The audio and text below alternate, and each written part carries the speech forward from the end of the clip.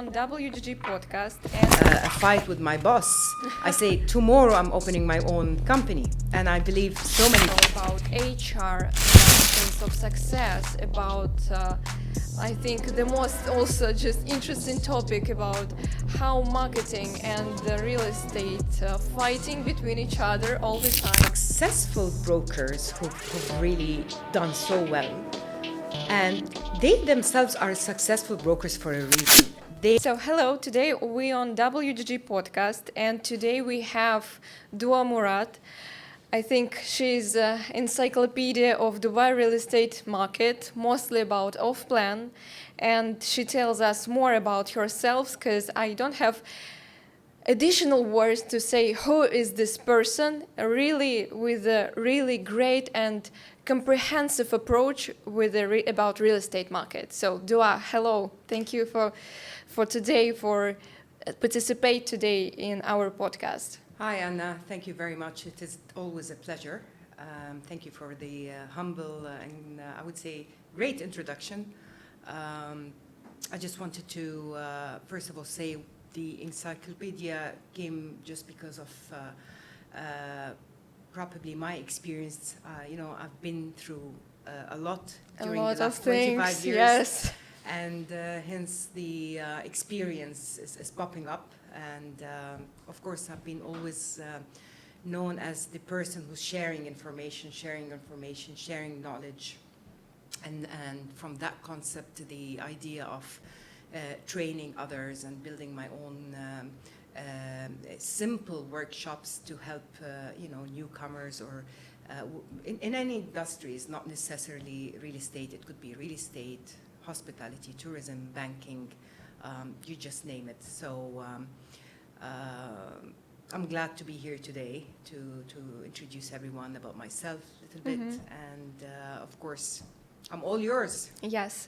So, and today we're gonna speak about the most sensitive topic about off-plan real estate market. So, right, about like all the challenges that owners facing in this market when they're just beginners or they have some experience within a year or a couple of years. So, about HR, about like all the high expectations of success, about I think the most also just interesting topic about how marketing and the real estate fighting between each other all the time. So and we want to like make it light, yes, and to show how it works right now, what we can expect in the future, in the nearest future, and the key important things to be successful in a real estate off-plan market today. Okay, so let me rephrase your question. You simply wanted to shed some lights on for a typical entrepreneur who's stepping into the real estate. Yes, exactly. So from the eyes of an entrepreneur or a startup rather than a broker entering in the field as a broker, right? Yeah. Okay. I will give you a very, very interesting example. I have been in the corporate world since 1994. Very career-oriented, always thinking of, when is the next promotion?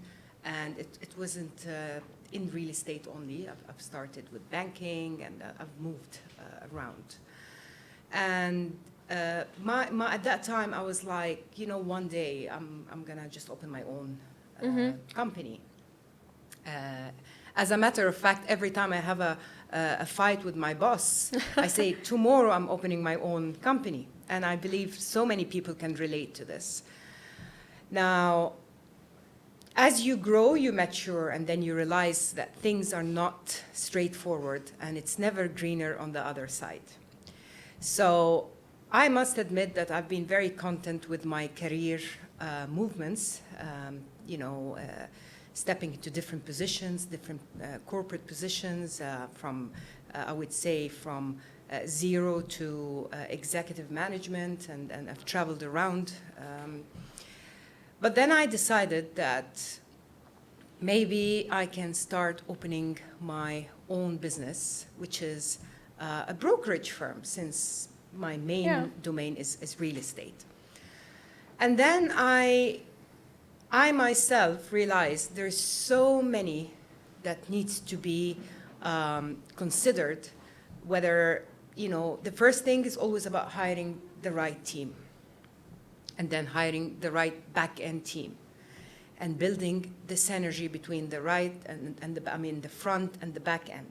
And between all the there's so many things. Absolutely. There's so many things you need to think of. It's not just because, someone have made some money, we decide that, okay, fine, I'm ready to open a brokerage firm. No, it doesn't work that way, especially if you don't have the experience and the background. Because I've seen businessmen, they've never, ever even got involved in a typical process of sales. They could have purchased something, but themselves, they really don't know how it works. And they've just decided to operate and open a trade license. Now, let's admit that Sorry for interrupting. I think they open the trade license. It's the most easiest things that everything begins with. And that's it. That's absolutely. That's what I wanted to get in. So what I wanted to tell you, that every day there's, I would say, hundreds of licenses are opened in Dubai, because Dubai has a lot of lucrative and incentives for new businessmen. So it's easy to open any license you want, as long as you can afford paying for it. But my question, how many of those opened real estate trade license under the activities of a brokerage firm are actually active? That's the question. Active, and how many closed? How many closed? So that's what I'm saying. I don't want to mention the word they've closed. They probably gave up and they've hanged it on there. Yeah. And they say, let's see what we're going to do. And typically those are the people who are calling me to come and help. Yeah. So I'm not complaining. I'm not complaining. But the perfect scenario is opening those licenses with a strategic plan, with a vision, with where we are and where we want to. Quality, it has to be a quality-driven, I would say, passion-driven. So if these things are not there, it's very, very short-term operation. It would open for some time and close. The other thing I've realized in the market is so many successful brokers who've really done so well, and they themselves are successful brokers for a reason. They're a one-man show. So I can relate to that. They like to do everything themselves. So they want to they want to deal with their own clients. They want to cater to their own clients, service them, look after them, which is, to be honest, that's how it should be. Now, if I'm going to ask you a question, Anna, if this person who has it all in him, and he has the money, by the way, there is no doubt this person doesn't have the capital to invest or have the money, right? But if you're going to go and ask that person, okay, fine, you're going to open your own company now, do you think he will have the time to still look after all his clients the way he is, and hire and look after?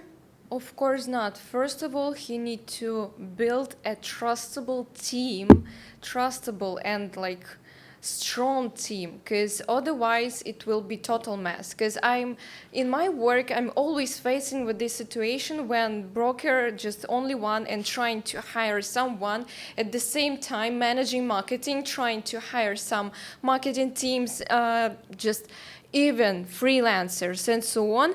And it's brings to the situation when the person has mentality breakdown. He doesn't understand where to go. He doesn't understand who can help him.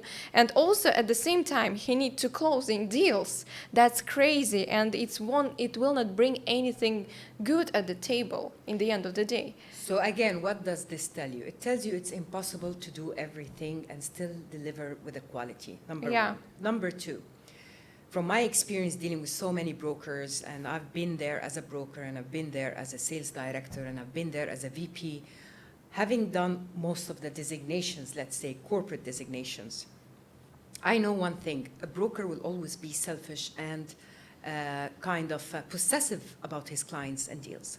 So if I got this attitude and behavior, and I said, okay, fine, this person is going to start his own venture in brokerage, the possessiveness will remain. It's not unless that person is being trained to delegate and to trust others. You're hiring capabilities in the market because you trust them. Yes, and it's about mindset. So just you educate people trying to learn from you how to build this mindset. Yes. And that brings everything just from step by step like that. So exactly. So if you want to hire people, you will need to delegate. If you are hiring other brokers, please don't take them as your competitors. They are part of your company. So I must say, on a personal level, I've joined companies where most of them, the startups, are brokers themselves who've achieved pretty good, decent revenues, and that's why they are there. But I've realized they also don't have this sense of kind of leadership where you're hiring experienced people on board for you to trust them. Let them do the job. Rather than, whenever there is a very complicated deal, oh no, I personally won't be able to trust this person with this client because this client knows me too well and he's been dealing with me for 10 years. Well, that's the whole point. That's why you've opened a company, so that you serve as many clients like that. And you while others are doing the work for you, you're focusing on building and expanding your business. It's so that's about LTV indicator. Yes, So coming back to that question, I believe whoever steps into the world of, or an entrepreneur in the world of opening his own business, he needs to let go a little bit of the trust, in a sense, be able to trust others. When you're hiring people on board, you need to give them the chance to prove themselves. Otherwise, there is always other actions can be taken if someone messed up or someone didn't do it the way you thought or expected. I personally believe if the management or the owner of the company, whether the chairman or the CEO, has the correct steps in building the company in a way where he has a vision, he knows where he wants this company to be, and hiring the team where he believes those people will do the job, of course with a decent kind of, I would say, a package or commission split, because all this I'm going to speak about it at some point later. But with a decent ambience and environment and all supportive tools to let those brokers perform their job in the best way form, I don't see a reason why the company would fail. And from time to time, there should be some investments in training, because continuous improvement or continuous learning is very important as you progress. So I've seen companies, they believe in this model, but halfway through they've just stopped, whether they don't have the budget for it, or they think it's enough. We've already trained the former team. Whoever joins on board in future, they will just imitate them or do like them. So I've seen so many reasons why not to proceed with training. Yes, you see.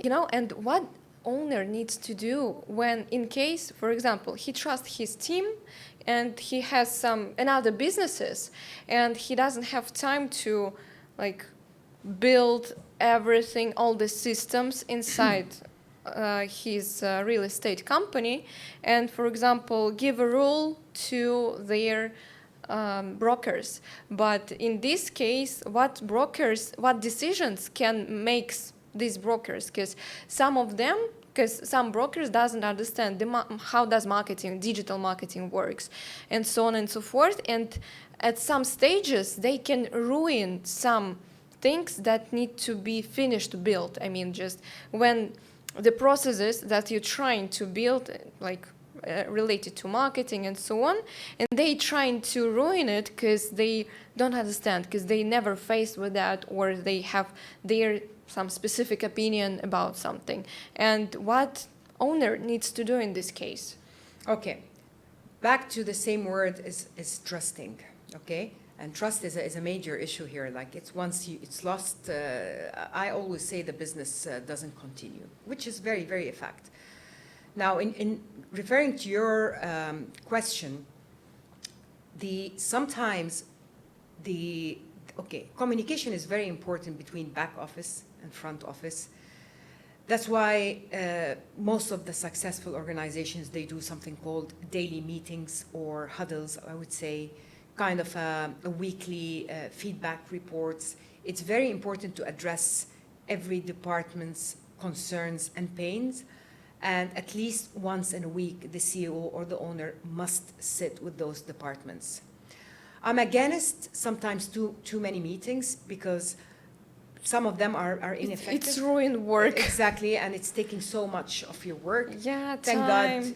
Yeah, thank God you do have alternatives like Zoom or Zoom meetings and all that. How did we live before Zoom, before everything? Yeah, you can. Yeah. I mean, I close most of my sales through Zoom meetings, so that means Zoom is very, very effective. So the knowledge is very important. So again, when the CEO or chairman or owner, because sometimes the owner has nothing to do with the management, so it's been delegated to the CEO or chairman, or or a managing director or general manager, assuming that you have hired those people because they have the knowledge. Otherwise, just hiring that person because he's a family member and we need to give him a position, it's still the same. So it's happening all the time. It's happening, especially in the real estate, Yeah. okay? Especially in the real estate. Because in the corporate world, there are so many parameters. There are KPIs.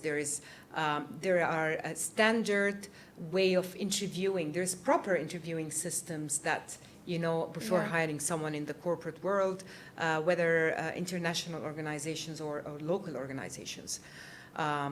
But in the real estate, it's all based on two things.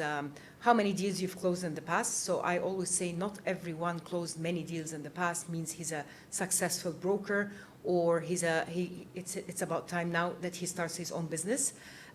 Because sometimes, and I've seen it, luck does play a role. It's always good to be blessed by luck. I'm always say luck is amazing in real estate sometimes, but it needs to be backed up with the right knowledge, the right education, the right trainings, the right experience. And I've seen people in real estate, they've been only in Dubai less than a year. And they are convincing you they are the experts of a specific community in Dubai. I believe them. Yeah. I believe them. But ask him about the neighborhood next to that community. Right away, he'll tell you, I'm new in Dubai. Yes. So in the beginning, and that's what I always tell my clients, and I always advise my clients, till today, I tell him, it's very important to work with a broker, but make sure which broker you're working with. I would say a broker with a minimum 5 years of communities experience, he's good enough to be acting as an advisor for you, to give you advice on your properties. That's why I told you, some brokers got lucky, and the minute they've closed a deal which could worth 50 million, 80 million, and they've pocketed good commission in their pocket, the worst thing you would do is open a business the second day as a broker's license. You know why? Yes. Why they do that? It's a very short-term vision. They think by doing so, they will be able to pocket the entire commissions for themselves rather than share. Yeah, why do I need to share a whole commission with the agency? Right? Okay. And that's bring back to my first, what I was saying. I will relate an example to myself. I'm grateful, of course, I've closed so many good deals in the past 2 years. I am an employee, so I do have the choice to open my own business as well. And I can definitely afford opening a brokerage firm.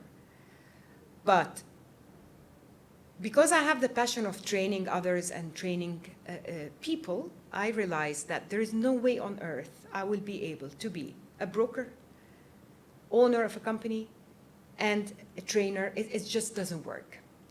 So I have chosen to be good at what I do and give everything its dedicated time. So I've opened Opulenza Realty Club for a reason. This will satisfy my hunger to lead and to train teams.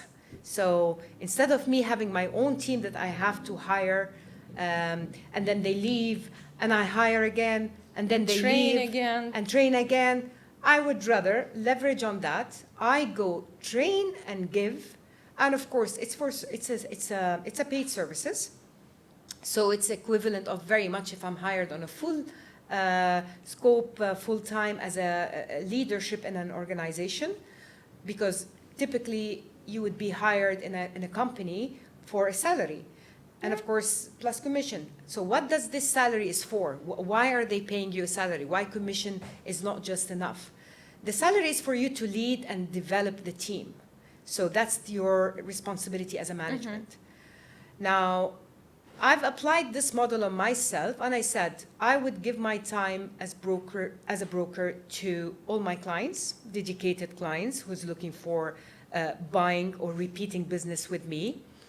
I would be, I took a promise on myself that I will be a successful employee with the company I'm working for, so I need to lead by example to be more of a role model. And alhamdulillah, I'm very, very grateful to the continuous support I'm getting from my, from the management where I'm working. And the more you get acknowledged and pushed and motivated, the more you want to close more deals and all that. Change the market. Exactly. And you set the boundaries. You set the kind of how you want to be treated as. So in my company that I'm working for, my colleagues, they do call me for advice, or if they need anything. I never tell them, oh no, I'm busy, I don't. And we work as colleagues. So for example, I don't cover much secondary market. I don't have this much listings. So we work together as a team. So I call them, I trust them. I tell them, listen guys, this is the number, please call him. He wants now this. I've already informed him that you will be calling him. So it's very important to take responsibility with the client till the end, not to lose it. So, and you keep him posted. So I've informed my client in a nice way that I'm looking after the off-plan. I can help you with the secondary market, but my colleague is in charge of this specific community. Of course, I give him brief of the community because I know the community. And then when he's ready, it's time to pass it to a colleague. Because if you do everything, the secondary and the off-plan, and you want to close, and it's impossible. It's impossible. You need to work with team. Yes, exactly. So I address all business owners to think the same way. If I'm opening a business today and I'm hiring an HR manager, I expect her to know her work very well, that she doesn't need to involve me in everything. She just needs to feed me with the bottom line. Did we hire the right team on board? Okay, if you did, on what basis you've actually hired them, or what are the assessments you've done, so I know that my team is good.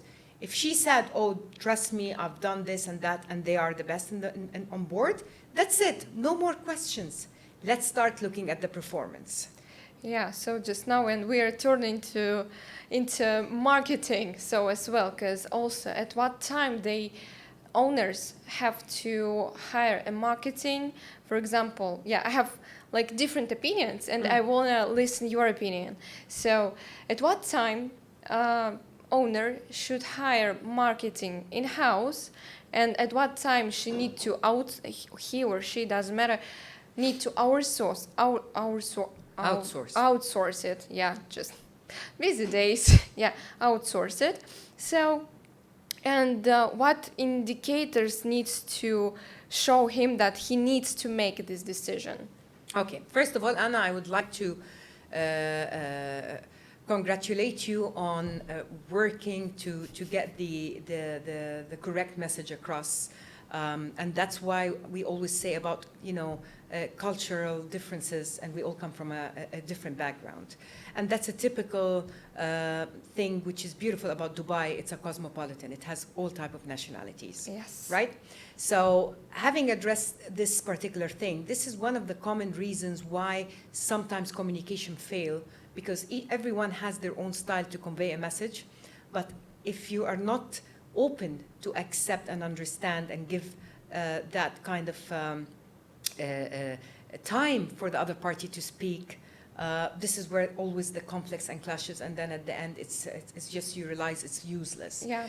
So I wanted to highlight that for the audience, because what again you're trying to say is, when does the entrepreneur or the business owner should outsource marketing versus should have an in-house marketing? Yeah. Correct? Okay. So it's very, very simple. I have come across some clients telling me, I've just opened my business and I want you please to start with lead generations and marketing online presence, but don't give me this much money because I'm planning to hire a friend of mine who has some degree in marketing and he's good, he needs some experience, so we're gonna have an in-house to save costs. Okay? We went before with such model and it failed. Totally. And I personally have gone with this model and I failed. And it's always good to say I failed. It doesn't work that way, because you still need the expertise of different multiple channels and not just one person with one mind-sided ideas. You need a team, you need brainstorming, okay? Now, if you tell me you're gonna hire a team of 20 in-house marketing, yes, I would say go for it if you can afford it. But how much money do you need to invest into Absolutely, that's why I said if you can afford when you're it, in the beginning, it's a really high cost. Absolutely, that's why I said if you can afford it, go for it. Yeah.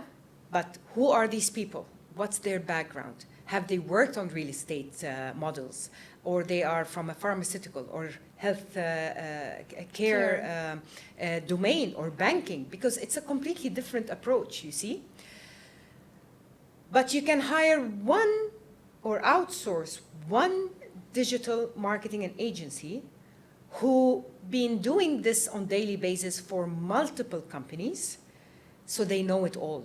I'm not going to say it's copy and paste, but unfortunately in the real estate industry in Dubai, we all have similar platforms. We all, majority have same softwares, CRM, same objective. Why? Because we all want to sell.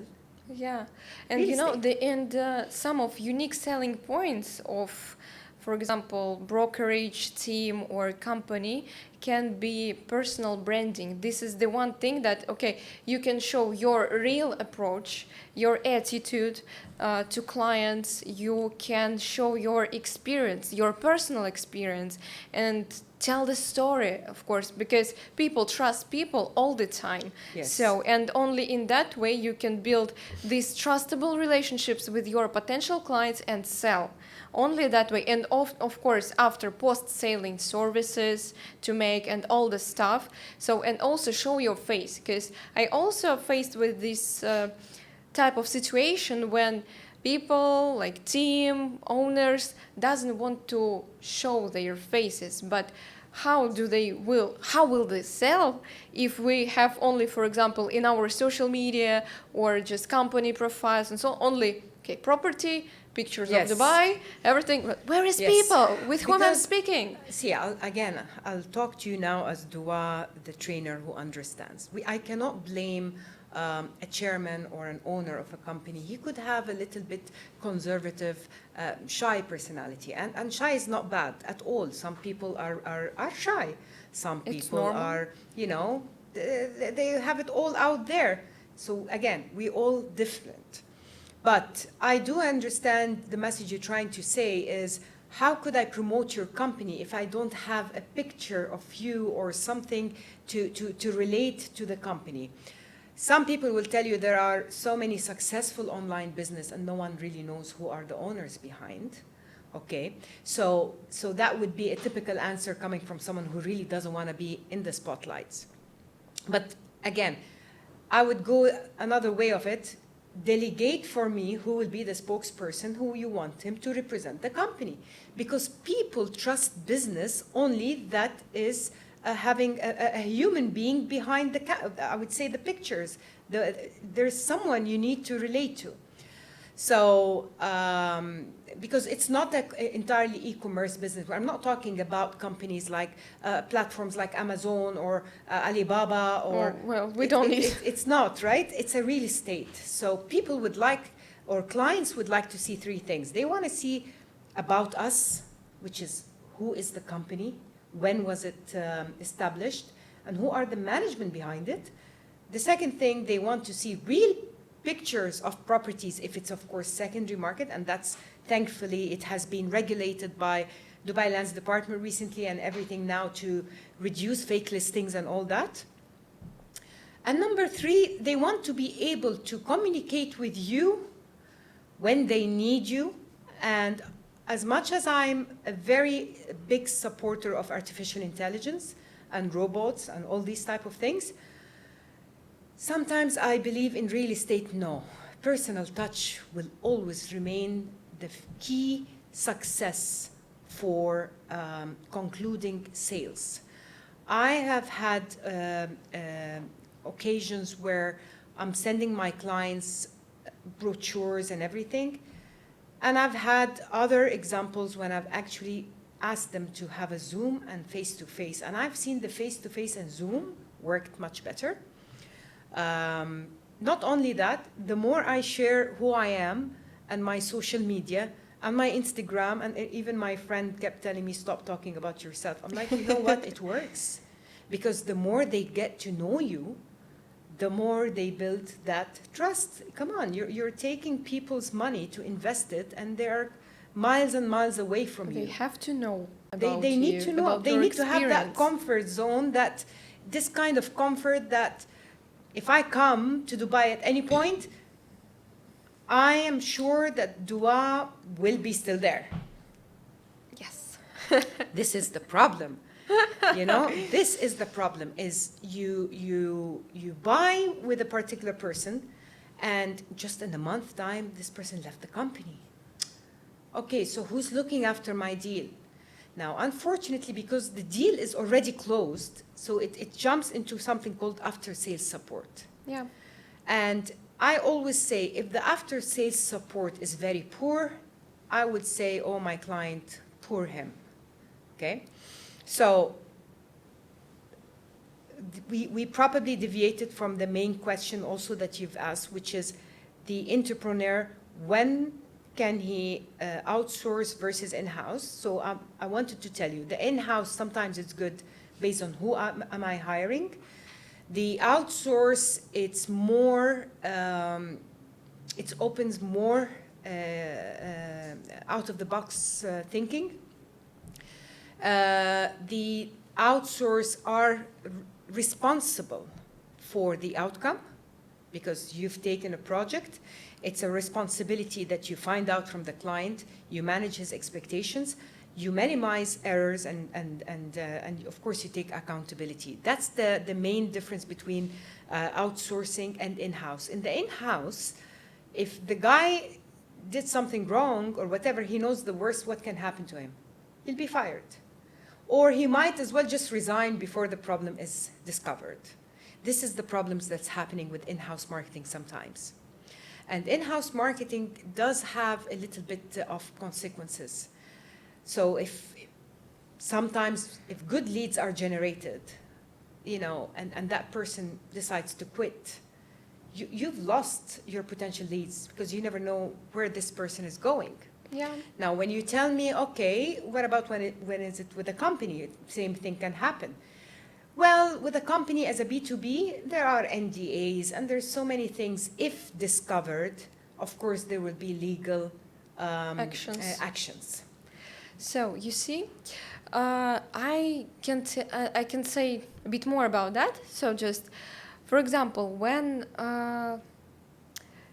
in-house team has more credibility, you know, just because, okay, it's in-house, it's okay, they still with us, they know about us better, so just, I'm like a company owner, like, right? So just, but outsourced team, they needs to be treated like in-house team. I mean, retainers. Yes, yes. So just the owners should trust and also give some information, like additional information that can help to reach the results. Because otherwise, so just how we can do anything if we don't have information, if we don't have like even, we don't know what exact properties do they want to sell, in what fields they have more experience and so on. And also, you know, just I think I'm back to beginning, they don't have business plan. If we don't know their business plan, you won't be able, so how we can, and we don't know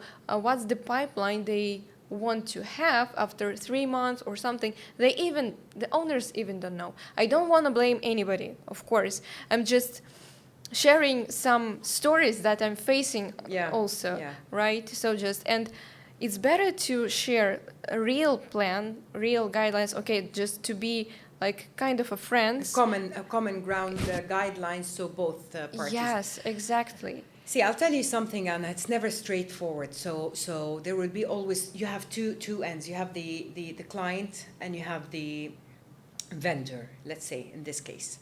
So the client expectations is the moon and the stars. Yes. The vendor is trying to minimize what they can do for within scope, responsibilities, and everything till they reach to the best matching cost. Because if you also go with them to the moon, then the cost will be unrealistic cost. And of course, you will be declined. So a typical company that knows what they want and what they do and what they will achieve, they will be in a better position to convey the message and the key expectations in the proper way to the vendor. But it also takes two to tango. The vendor needs to have the proper expertise who are relevant to real estate. So ideally, people who are coming from a real estate background or they've worked with real estate before. Because with their experience, they can also manage and bring this client expectation to a common ground. So, for example, if the client says, I would like to have lead generation for my off-plan team on this specific project, I'm looking for at least 100 to 150 qualified leads. I want to have, out of those 150, at least 2 to 5% conversions. Okay, so he set his expectations in numbers. Now, if you come and tell me the vendor never done that real estate, and they've been doing lead generations for a barber shop, or for I would say a plastic surgeon, or a dental whatever. And they've generated so many leads. No, don't even go there, because when you're generating leads for services with people they really need, I mean, I've met so many people in my life, they would find the necessity of a plastic surgeon is more important than actually investing in her retirement or her future plan or whatever. Okay. So obviously the demand on a plastic surgeon or a dental work is going to be higher. So your potential leads and the success rate of a lead to be closed is 100%. Okay? Okay. In real estate, it doesn't work that way. It works on the project, on the way the traffic is optimized, the expertise of the Google ads. It works on what countries you're going to target. Now, how do you, as a vendor, would suggest countries to target if you have no history of who is buying now in Dubai, what nationalities, what there is a due diligence you need to do and some research that you have to do, right? Of course, yeah. So if I tell you I want to target a certain country, it's your job as a vendor to tell me, oh, by the way, we've tried that before, from many errors and failures and trials, we do not suggest. Now, some owner of a company, he'll tell you, I am confident it will work. And guess what? Sometimes he's right. Why? Why do you think? So it's a really interesting question because he either have experience, so just experience, or he sold and he knows, for example, demand more. Yes. And also he has some brokers who also closing deals over there. Absolutely. Or most of those companies have done roadshows, so they travel around a lot. And a typical successful broker who traveled on roadshows will be able to determine the success rate at every roadshow he does. So since I'm already closing good deals from this particular country, or it's working very well, I might as well focus my lead generation to target those audience in that company, in this country. So sometimes, again, it takes two to tango. You need to have both of input to have the right outcome. But I would still say the risks of hiring or outsourcing the business to an outsider as a company, it's a relationship and it's a partnership, because you don't only look at the lead generation aspect, you're also looking at how you position the company in the market, as you said, the branding, the branding awareness. I believe there are so many steps to be taken before you actually start hitting and targeting clients. So they're building brand awareness. And it's all beneficial to the business at the end of the day. You have the boostings here, boostings there. It's all coming back to you as a business owner. So you haven't just, you might have invested in outsourcing for lead generation, but the value you're getting back is a 360. So you've covered the brand awareness, you've covered the strategy of marketing, you've covered yourself of your position in the competition. I mean, if I'm going to spend so many money on in-house team, the problem with in-house in anywhere, as many as competition they want to study around them, it won't be as a company catering to representative, to many clients. So ideally, I would want to work with an external outsource, and I'll give it a shot. But if in 6 months I've realized that I'm wasting my money with this outsource company, would I continue? Obviously not. And this is where most of the business owners, they say, okay, I've tried, I've done it. It's time now to try to have my own in-house. I say it's never a bad idea.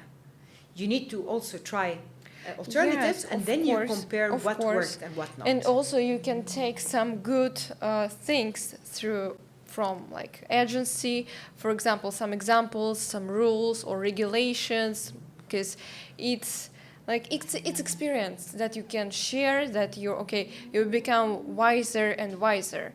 So, and coming back to your question about why clients can be right here, right? So and also sometimes in these cases, the tools, like regular and obvious tools, like for example, Meta ads or TikTok ads, whatever, cannot work. Probably people over there, like their mindset works like that they can trust only people who who here, just only came through a recommendation and so on. So just anyway, we need to make comprehensive analysis to understand how does it work, how we work before, and what experience clients does have. Because sometimes, you're totally right. So just they come in with their expectations, sometimes really high expectations, and you need to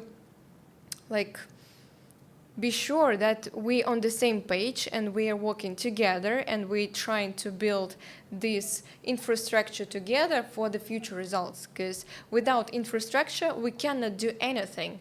So just even if we don't know each other in the proper way, because how owner can trust, for example, me or just my colleagues or just some another companies, right? So if he doesn't know my experience, he doesn't know with what companies did I work before, and etc.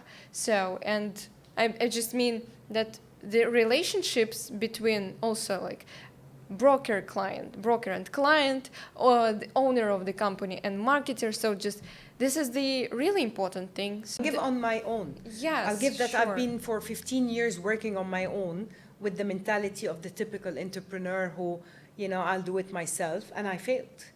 And versus in the last 1 year, when I tied up with a particular agency, it's a completely different ballgame. Their expertise added to it, optimized my exposure. So this is something I would have never done it on my own, and I do say that, and I do admit that. Especially technicalities. Not everyone is a guru with these things. And today, I'm getting every day artificial intelligence applications that has it all. They can do the content for me, creation. I don't even need to outsource. This is a very important thing to also talk about. Really interesting topic. Yes. Should I go with those ready artificial intelligence softwares, which gives me everything? Okay, I will say, I've done it. I've tried it. It took me 3 days to finish one thing.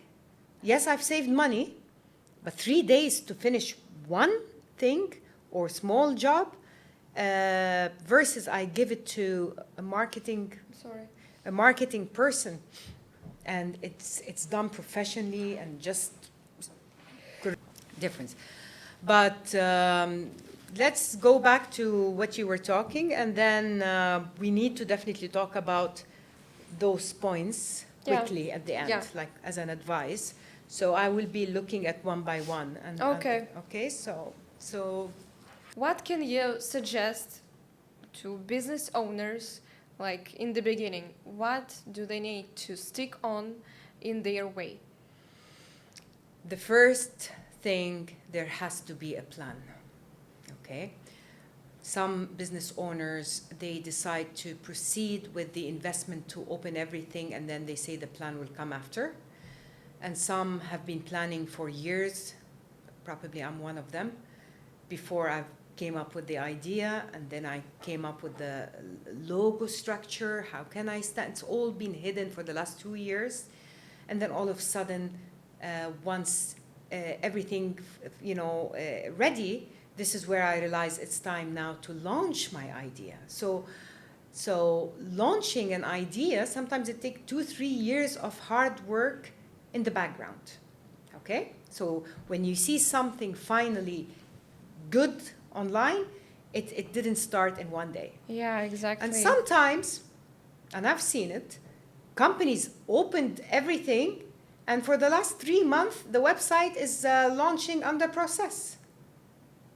Business is there, license is very much active, but the online presence is coming soon.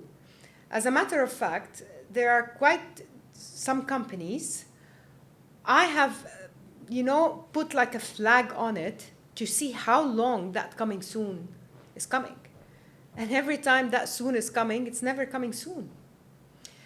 And you call that number, she answers, a receptionist answers, and yes, we're operating. And I'm like, is there any problem with your website? Or, oh yeah, it's under construction.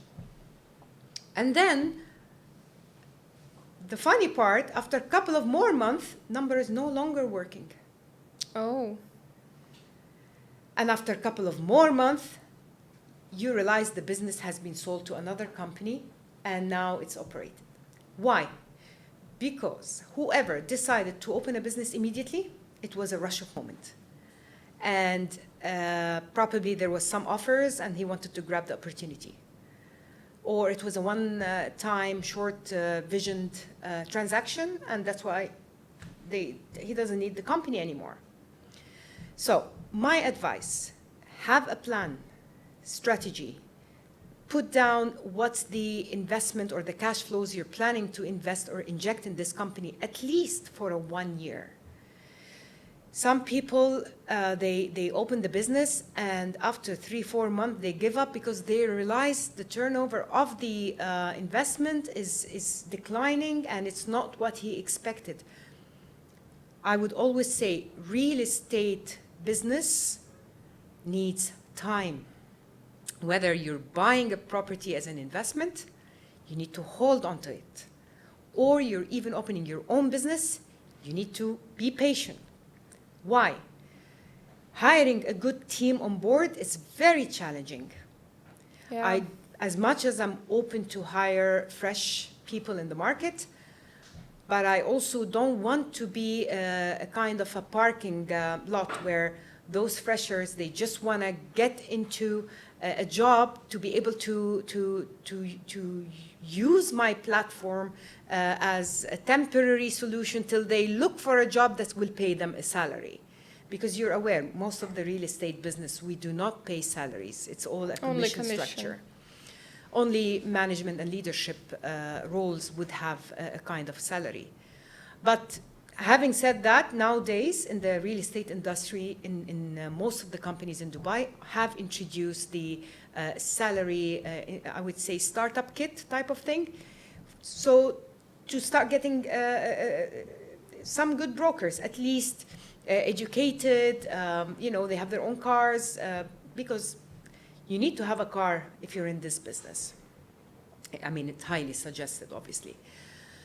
So plan, hiring the right team, patience. Patience, it's not going to happen. You're not hiring people today and you tell them you have 1 month to close a deal, otherwise you will be out. Oh my God, this, I've heard it so many times. Yeah.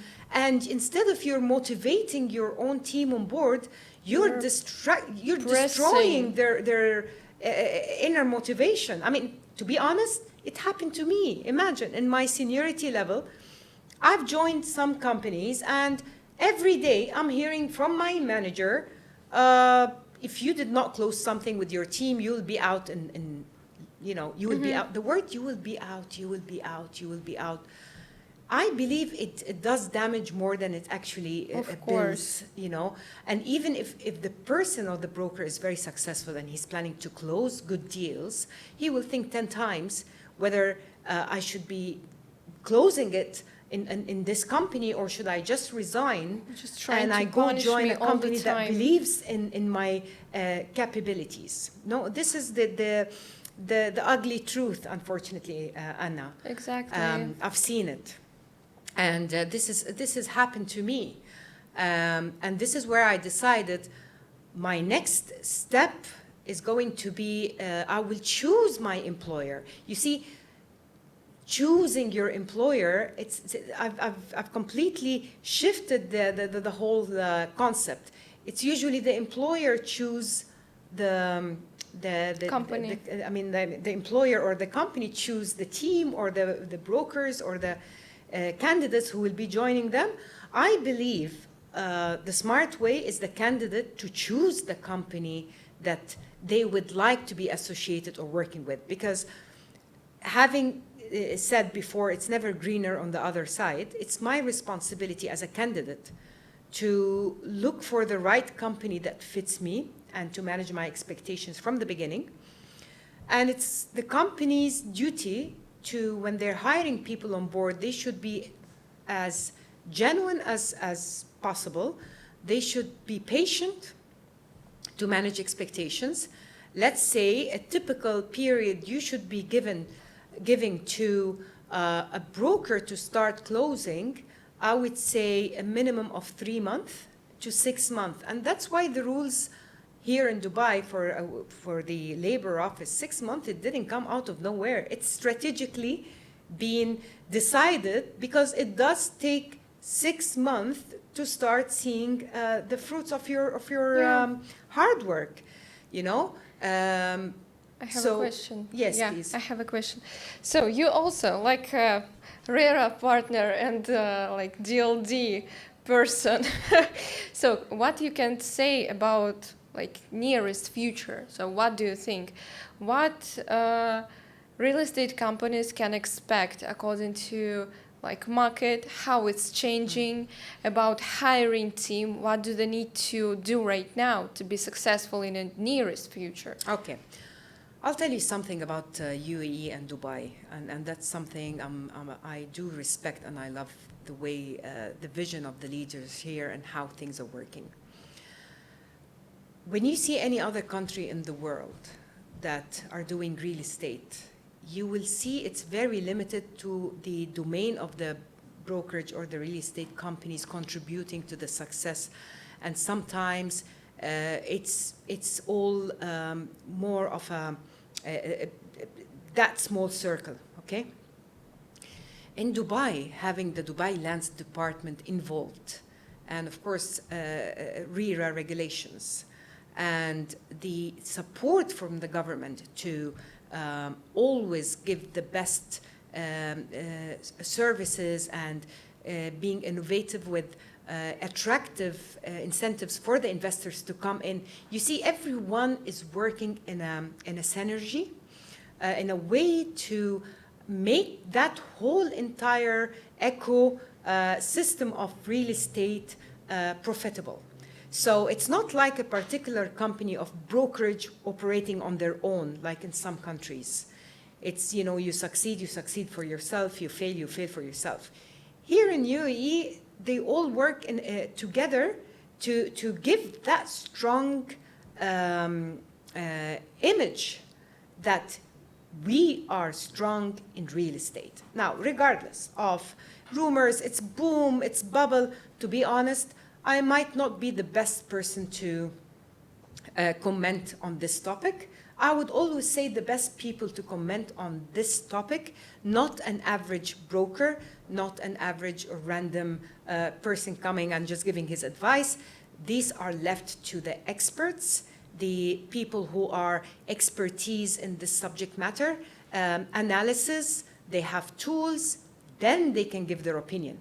For me, I only can say that being here in this country more than 45 years, seeing everything from nothing to where we are today, that gives me the solid confidence that any business or any idea or any passion you have, if you believe in the country and the system you're working around and with, you will definitely succeed. If you have a long-term vision, you will succeed, because this is how Dubai was. Dubai is not a short-term vision. Dubai is a long-term, and that's why we have the D33. We know what's going to happen in the next 10 years, and then the other 10 years, and so on. So my advice is step into a new business, do your part, be patient, believe in it, invest in your social presence 100%, and then the reward and the payback will eventually come. But if you start with everything in-house, unless you have the capabilities and the right people, because most of the in-house are retained professionals as well from the industry. So I'm not against it, okay? Trust must be there. I come from a background, if you trust me, the sky's the limit. I will show you what I can give you.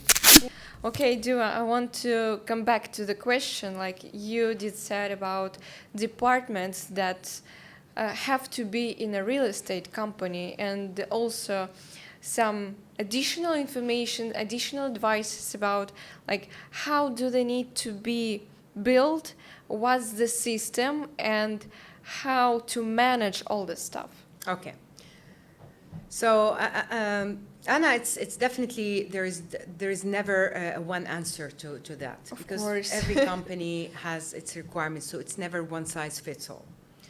There are companies that completely new in the market, and there are companies who are not new, but they are reopening or they're rebranding, etc. Now, I've summarized what I wanted to say in a kind of tips, okay? But let me first go on the full picture from outside. So a typical brokerage firm that who just opened today, regardless of the license type, he would ideally have an off-plan division and secondary market division. Secondary market division must be complemented with after-sales support and admin team. Compared to the off-plan, you don't really need that much admin team. You would probably need a person for the collection and the follow-up from the accounting and finance perspective. So it all really depends what's your strategy from the beginning. So I've seen real estate companies, owners saying, I would like to open as an off-plan, and that's his strategy. And then later on, I will open secondary and vice versa. Some of them, they want to open secondary first, or they are secondary and they would like to step into the off-plan. In the perfect world, it's good to have both of them, but I am a one-person focused type of thing. I believe if you focus, you will succeed. So whether you want to focus in the secondary market or you focus on the off-plan, they're both good. They both have potentials, and they both have the market in Dubai for it. Now, I'm going to take an example of a person who would like to go on if you wish to go on off-plan only, you would need definitely a good CRM on board, which customer relationship management software. It's a must. Number two, you will need an excellent advertising agency and a social media and lead generation partner with you. Believe me, if you have this too, and one finance accountant guy sitting in your office, you really don't need except 2 motivated team members, and you can do a lot of work and volumes with only this small infrastructure. And as a cost in total, I would say, and by the way, this is my example. So I talk out of experience. I have hired a personal assistant. You know, there's so many good freelancers working online that help me with some of the kind of, you know, whether to do my PowerPoints and you know, something some like small that. stuff Small that you stuff, don't want to exactly, pay attention right now. Absolutely, especially I'm managing 2 businesses now, my real estate and my training. So, you know, she looks after these things. She can help me with the Calendly or booking my appointments. So it's very efficient. That's one. The second is I've partnered with a great company, and they're looking after my social media completely. So my job and my role is to do the content along with them, with their expertise. I do the filming in, out. I'm there, so my time is managed very efficiently. And I invest in my own lead generation campaigns. I'm working with a good partner as well, that after many failures and trials and success, and I must say that I'm content with the quality of leads. And this is where I said, you know what, I'm going to partner with him so that I can offer the same solutions for my clients. And I personally close on an average of 2 to 3 deals every 2 months, which is, for me, it's good for a one person. And I efficiently work with Dubai Land's department. As you said, I've partnered with innovations expert Real Estate Institute to, it's a kind of a collaboration to work with them and to train people, whether it's in Arabic or English. So I've partnered with them, and not just a disclaimer, it's not with Dubai Land's department, it's not with RERA, but I'm a RERA registered and licensed broker. So that gives me credibility to be in this position to market, to promote Dubai projects, to also educate other brokers and colleagues as well. So that's a typical off-plan. You don't need anything else. So if I'm going to give advice, that's all you need. Good accountant, partner with a good outsource company for media or advertising and lead generations. Have a two motivated, optimistic, trained brokers. Start with two. Once you start generating cash flow, and because the typical incentives that we or usually companies receive from developers, it can take up to 2 months. So the cycle is like quarter. So this is how it works. Once you start achieving some revenues and cash flows and everything, this is the time where you say, okay, am I in a position to expand? Should I include now and start hiring secondary market team? Because secondary market is a totally different ballgame. You don't only need a software, which is a CRM. You definitely need at least number of admin assistants, support. You will need customer service. You will need a receptionist to be able to respond to every single call when there is a listing or a client reached a listing that you have online. He will not be able to reach the broker directly. It has to go through a receptionist. You will have a lot of walk-ins from customers. So many customers who purchasing secondary market would love to, or to see the office. You see, versus off-plan, you can finish everything online, Zoom. And especially if they're international clients. That's the beauty of Dubai, how they've made real estate purchasing very convenient online. And easy. You can do everything online, and yet you are within the legit, regulated, it does not compromise on the regulations of owning a property in Dubai. And the most important thing is, this is as a company owner in general, from a secondary or off-plan. Now, HR is the backbone. I've seen companies, they've made the reception is the HR. She's the same one who's doing the payroll and the accounts, and she's the one who... That's crazy. This I'm not going to even... it's not my subject to speak about today, because I'm totally against that. Yes, it's always good to be multitasked, but it's not about eliminating roles to save costs. Yes. Okay, so I'm against that. A typical HR, I'm not saying she should be a very senior background, but a decent entry-level HR who knows the rules of recruitment and handling. And of course, the most important thing for any HR, whether they're senior or junior or low entry, is they need to know the labor office rules and laws like anything.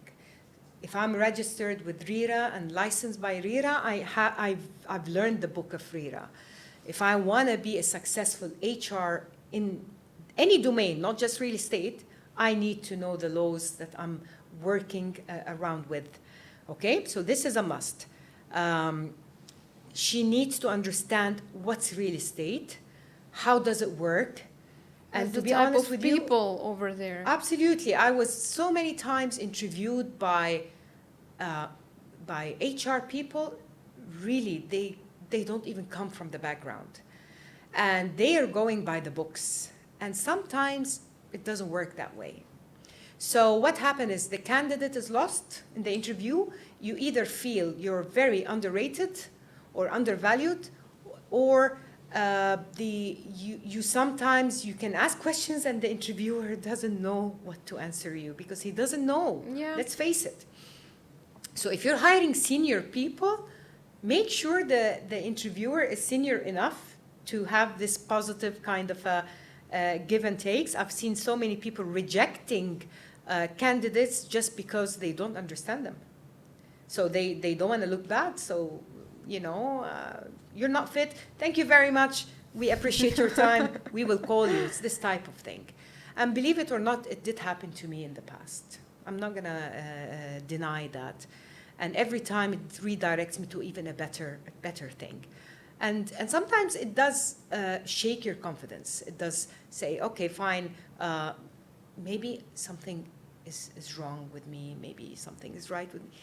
These type of doubts and questions is very unhealthy. Why? Just do your job professionally to reach to what you want. If you feel the candidate is not a good fit to the culture because you as an interviewer lacking some knowledge, you know what I would do? And I've been in this situation where I was the interviewer. I would seek the assistance of the expert manager of this department, and I will borrow him. I'll tell him, can you please help me? Can you join me for just, tell me when are you available? There is a candidate. There are some technical questions. And to be honest, I've never done that before, as you know. So would you help us or help me to frame it so that I do not disrespect the person in front of me? Yeah. And believe it or not, most of the managers are very welcome. Yes, of course, just let me know. I will pop in, I'll ask my questions, and I will assess them with you. You're totally right. You highlighted a very important thing, like be not ready, be not prepared. It's like a disrespect. Yes, absolutely. And from both. Yeah, both ends. yeah, exactly. Same for candidate. If Definitely, I'm interviewing a candidate and he just saw a job online and he applied and he didn't even read my website, I'm sorry. It doesn't need any. But unfortunately, it does happen as well. It does happen. There's so many stories, Anna. I mean, many stories. I would love to elaborate. But HR, this is as far as HR. Manage expectations. If you don't know, seek support and assistance of a colleague who is from the domain to assist with the questions and to assess the candidate along. Of course, the turnovers in real estate is very, very high. And that's because it's a very aggressive market. It's sales, and sales is aggressive. It does have a lot of disappointments. Salespeople always exactly. are acting like that. It's their behavior. It's like in their DNA. Absolutely, but it's an adrenaline as well. So, for example, my mom used to tell me, "Come on, step out of this sales job. Just go to come on, just have a salary and be." That's comfort zone, and that was where. It's again, it's my personality. There is a risk when you jump out of a corporate salary into all of a sudden nothing. You need to take that risk and then try both. And if you realize you're still struggling despite of you've stepped into that and it's still not adding any value to you, maybe mom is correct. Maybe it's time to step backwards. So. But it's not. It's you. Never. It's once not you. Once you get out there. Just if you believe in yourself, you continue, don't listen. So many people, and I always say, they will put you down. So, and the more you do well, the more people will be, either happy, not happy. I've learned you cannot keep everyone pleased. Okay? Yeah. You cannot. But at least do the right thing, respect everyone, respect boundaries, know your limits. At the end of the day, respect is something that you earn. Okay? Respect is earned. Yeah. It's a big work. It is. To earn this. Yeah. So coming to the high turnovers, I'll give you a small tip for all HR. When you manage expectations from the beginning, please be patient with your sales team. Give them at least a minimum period of 3 months. Be clear with them.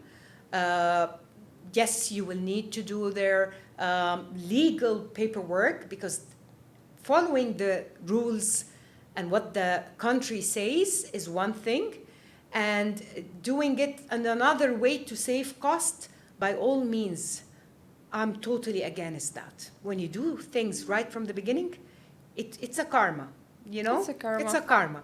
So if I'm hiring a candidate and I'm giving him a visa and a space and whatever, that's the minimum requirements to help him achieve his work. But when I hire a candidate on a lot of conditions, and if I didn't see this, you might not be confirmed. There's too many. Obligations and pressure and stress. It doesn't work. And my advice is be clear from the beginning. You hire your team, take the risk, believe in them. If they failed, by law, you can ask them to leave, because at the end of the day, they will become a liability. But we need to do things right from the beginning. So turnovers, to reduce it, train them, believe in them, delegate. You've hired them to do something, not to sit down waiting. The worst I would do for my team is to hire a team and then I haven't done yet my lead generation and campaigns. What will they do? And then I blame my team that they're not performing.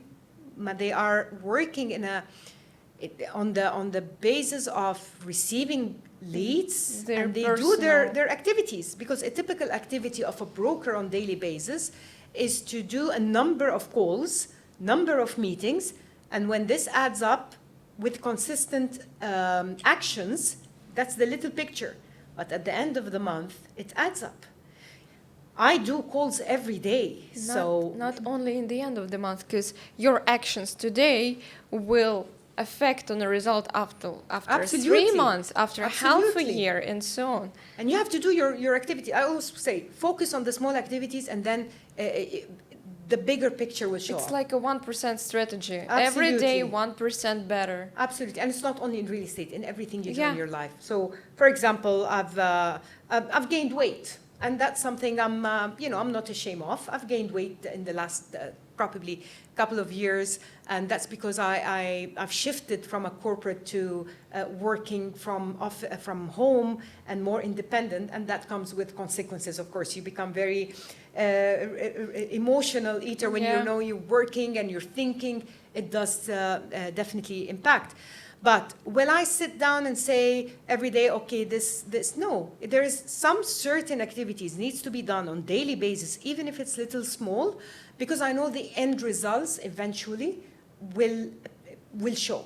Yeah. So you need to start by reducing your food intake, shifting the bad habits to better ones, do at least 10, 15 minutes, some activity per day. It does take certain steps to reach to your goal. Similarly, in real estate, similarly in anything you do to achieve something. So that's as far as high turnovers. You need to train them, invest in them, believe in them, give them space, give them the right tools, and give them leads. Because in off-plan, the only way to generate leads is an online campaign. You cannot have cold calling. You cannot just go stop on the road anyone and say, hey, you want to buy something? You know? Just like on the street. Hello, hi, or whatever, or disturb people around. It's or even ridiculous. Cold calling. It's forbidden here.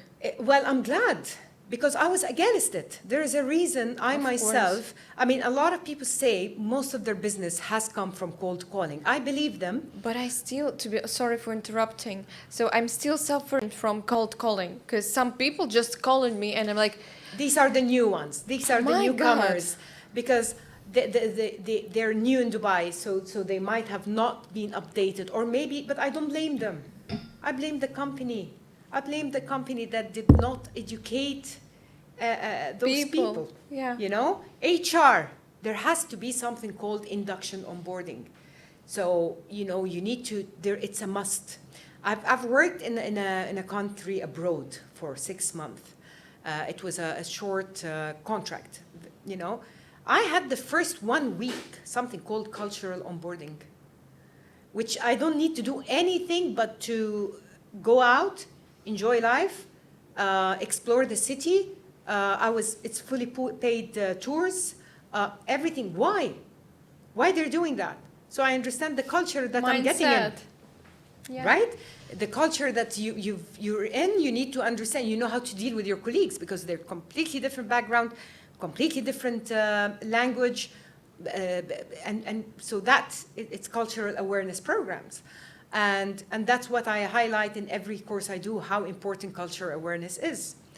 So when you have all these things done correctly, there is no way you would still have a high turnover. If that's the case, I wouldn't have been with my same company now for the last 2 years, and I'm grateful, because he's just giving me the freedom, the right platform, you know, he's like, whatever you're good at, please do it. Yeah. You know, and that's why I say employer of choice. And vice versa, when you have a very successful employee, you become the nominated employee of the month. It takes, again, two to tango. Okay, so this is about the high turnovers, how to retain your top talents 10 minutes. in any company, how to retain those top 10 talents, your top talents in any company, is by acknowledging them, rewarding them, motivation, putting them on a career path. A lot of people say, come on, what broker and career path? I mean, it's all about money. It's a money-driven environment. No, it is money-driven, but some brokers, they would like to expand their horizon, whether it's in terms of accredited programs or certifications or education, or there is so many other motivational factors here. So it's not about money only. We've already discussed about how important is the cultural fit. I would also, unrealistic expectations of sales targets. I cannot be inviting a new candidate on board in sales and I ask him to start selling from the first day. From the first day, or even the first month. I put a very unrealistic figure just to cover my shortfall of revenues and short log, you know, in the back office or finance. It's not his fault. It's not his responsibility also. Exactly. I cannot be frustrated on him, you know, so I have to be realistic.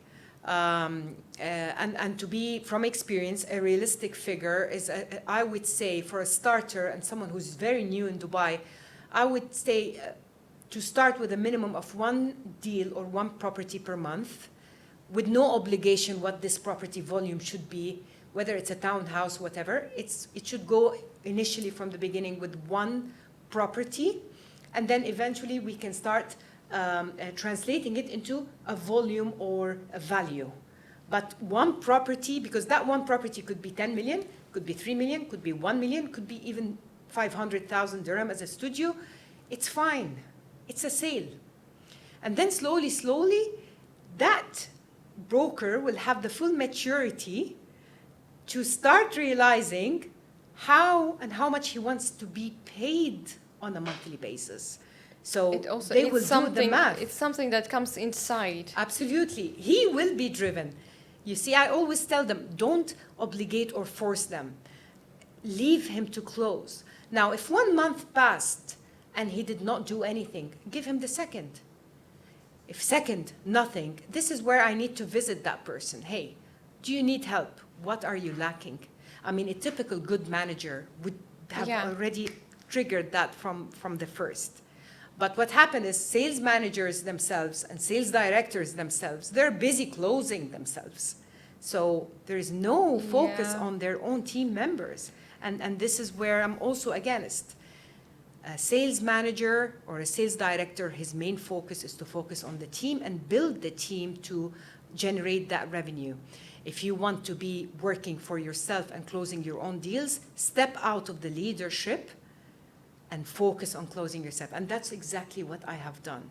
I've personally stepped out of leadership. I used to have a couple of people under me. I said it's impossible to focus here and there, and it's not fair. It's and this is where it's a sustainable approach. Absolutely, absolutely. And this is where, again, I was referring to. I stepped out of leadership, but the leadership is in me. So how can I compensate that?